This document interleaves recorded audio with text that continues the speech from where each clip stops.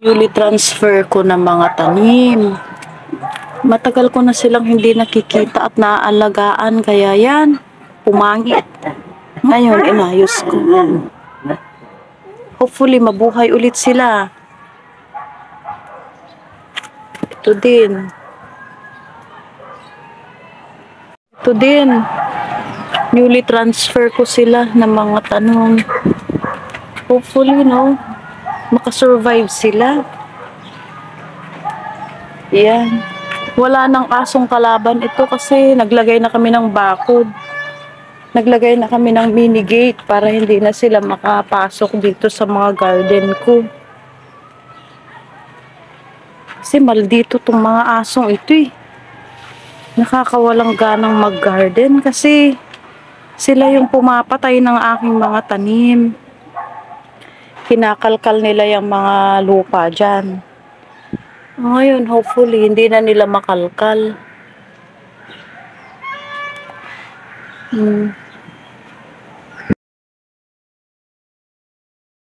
Tanim na to, replanted din. Ito sila. Nilagyan ko talaga ng kahit ano na pangharang para hindi kalkalin ng mga aso. Kasi ayan yung mga aso, naka-standby na. Nag-aantay na talaga sila ng kakalkalin. Kaya needed kong lagyan ng ganito. O ayan, kawawa naman. But all plants need to be cared of. Talaga. Ayun, yung mga papaya namin, nasira na. Ayan, nakabasket dyan. Ipapamigay na lang namin dyan sa labas yan. O ito, ang aking garden. Hopefully, maayos ko.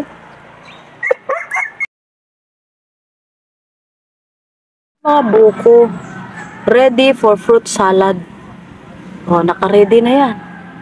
Fruit salad!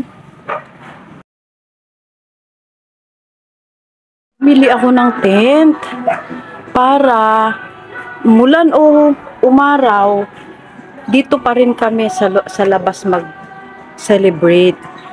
Huwag sa loob kasi kailangan pa ng electric fan doon, mag-aircon ka pa. Pwede namang dito para walang aircon, free. Linisan lang talaga.